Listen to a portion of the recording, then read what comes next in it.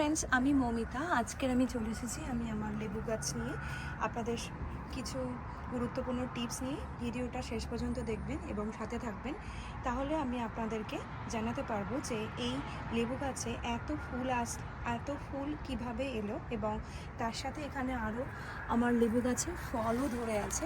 এই যে এখানে দুটো এবং ওদিকে আর একটা আছে, তিনটে। এই লেবু গাছটার বয়স এখন মাত্র 3 বছর। তো এই 3 বছরে গাছের যে চেহারা সেটা কিভাবে হলো, এবং এই লেবু গাছে যদি আপনার প্রচুর ফুল আনতে হয় সেজন্য আপনি কিভাবে তার টেক কেয়ার করবেন, সেই নিয়ে আমি একটা ভিডিও নিয়ে এসেছি। তো বন্ধুরা, আমার সঙ্গে থাকবেন, ভিডিওটাকে শেষ পর্যন্ত দেখবেন। Thank you. সো আপনারা দেখতেই পাচ্ছেন, এটা হচ্ছে প্রায় 3 বছরের একটা লেবু গাছ। দেখে মনে হবে গাছটা বিশাল বড়।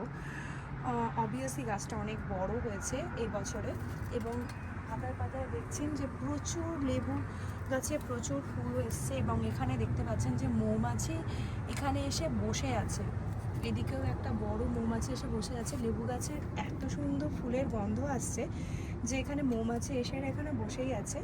তো মৌমাছিরও একটা গুরুত্বপূর্ণ কার্যকরিতা আছে। যদি আপনার বাগানে মৌমাছি যদি না এসে থাকে, তাহলে আপনার লেবু গাছে কিন্তু হ্যান্ড পলিনেট করতে হবে ফল ধরার জন্য। এছাড়া আমি কি সার ব্যবহার করি সেই কথাতেই আসি, আমি বেশি বাড়াবো না ভিডিওটাকে।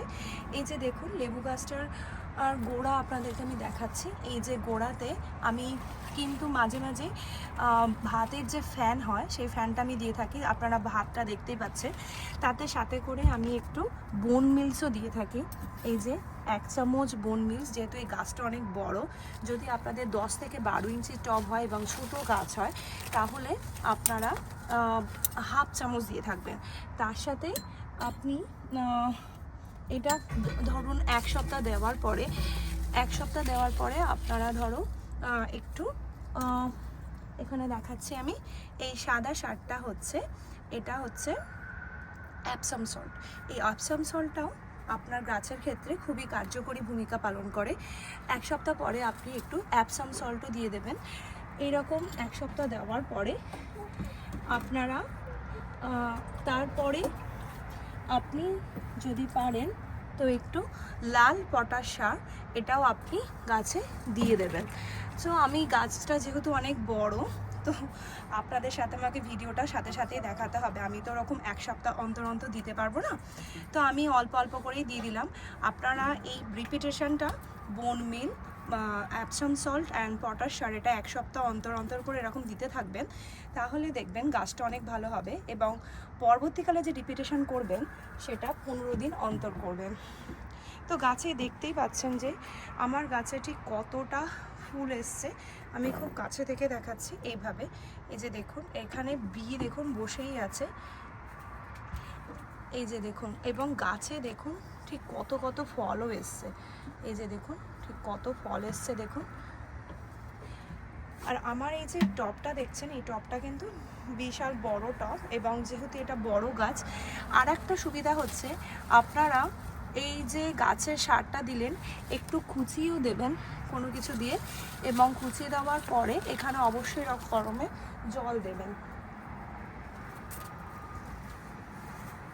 এই যে জলটাও আপনি দিয়ে দেবেন গাছে জলটাও দিয়ে দেবেন, তাহলে গাছ এই সারটা জল পেয়ে যাবে। আমার মেয়ে এখানে গাছে জল দিতে এসেছে। তো এইভাবে আপনারা যদি গাছে যত্ন করেন, তাহলে গাছে খুব ভালো ফল আসবে এবং ফুল আসবে এবং ফলও আসবে।